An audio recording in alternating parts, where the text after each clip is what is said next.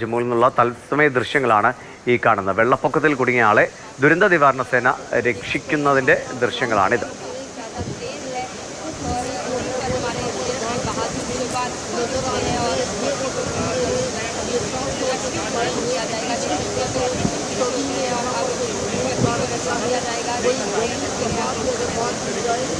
ജമ്മുവിലും ഇപ്പോൾ കനത്ത മഴയാണുള്ളത്. അതുകൊണ്ട് പല വിനോദസഞ്ചാര കേന്ദ്രങ്ങളിലേക്കുമുള്ള യാത്രയ്ക്ക് ചെറിയ നിയന്ത്രണം ഏർപ്പെടുത്തിയിട്ടുണ്ട്.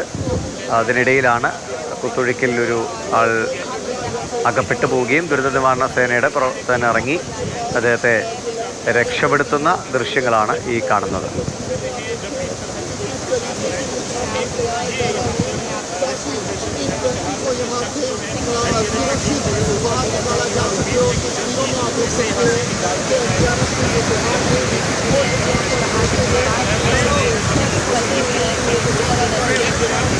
രണ്ട് ഭാഗവും വലിയ കുത്തൊഴുക്കാണ്. നടുക്ക് ഒരു ചെറിയ സ്ഥലം സുരക്ഷിതമായതുകൊണ്ട് അവിടെ നിൽക്കുകയായിരുന്നു. അങ്ങോട്ടേക്കാണ് NDRFൻ്റെ പ്രവർത്തനം ഇറങ്ങി അയാളെ രക്ഷപ്പെടുത്തുന്നത്.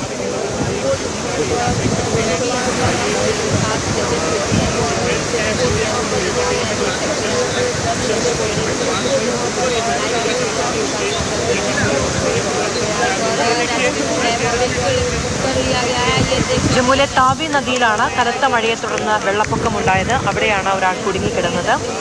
ഒരു സംഘത്തോടൊപ്പം അവിടെ നദിയുടെ അടുത്തെത്തി നദിയിൽ നിന്ന് മണൽ വാരുന്നതിനിടെയാണ് അപകടത്തിൽപ്പെട്ടത് എന്ന് പറയപ്പെടുന്നു. ചില മാധ്യമങ്ങൾ റിപ്പോർട്ട് ചെയ്യുന്നതാണ്. പാലത്തിനടിയിലെ കുടുങ്ങിക്കിടന്ന ആളെ ഇപ്പോൾ ഫയർഫോഴ്സ് എത്തി രക്ഷിക്കുന്ന കാഴ്ചയാണ് നമ്മൾ കണ്ടത്.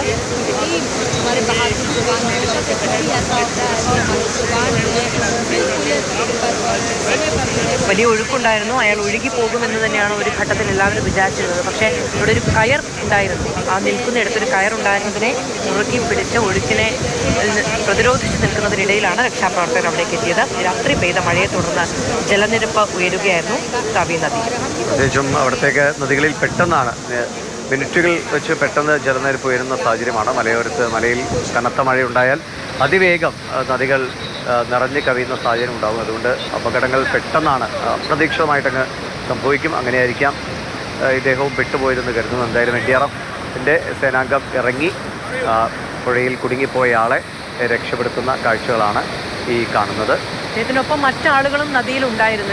ഒരു തൊഴിലാണ് ഇത്. പക്ഷേ വെള്ളം പെട്ടെന്ന് ഉയരുന്നതിനിടയിൽ മറ്റുള്ളവർക്ക് രക്ഷപ്പെടാൻ കഴിഞ്ഞു. പക്ഷേ ഇദ്ദേഹം അവിടെ പെട്ടുപോവുകയായിരുന്നു. പാലത്തിൻ്റെ തൂണിൽ കെട്ടിയിരുന്ന ഒരു കയറിലാണ് അതിലൊരു തുണിയും കൂടി കിടക്കുന്നുണ്ടായിരുന്നു. അതിൽ പിടിച്ചാണ് ഈ ഒഴുക്കിനെ പ്രതിരോധിച്ച് ഇത്രയും നേരം അയാൾക്ക് തുടരാൻ സാധിച്ചത്.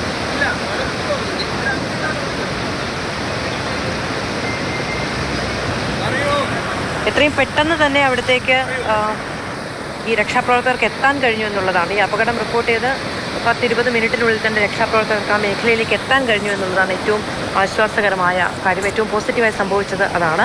പല വഴികൾ ശ്രമിച്ചു, കയറിട്ട് കൊടുത്ത് രക്ഷപ്പെടുത്താനൊക്കെ നോക്കി. പക്ഷേ പിടിച്ചു നിന്നിരുന്ന കയറിൽ നിന്ന് വിട്ടുകൊണ്ട് അയാൾക്ക് ഈ രക്ഷാപ്രവർത്തകരോട് സഹകരിക്കാൻ കഴിയുന്നൊരു സാഹചര്യമായിരുന്നില്ല.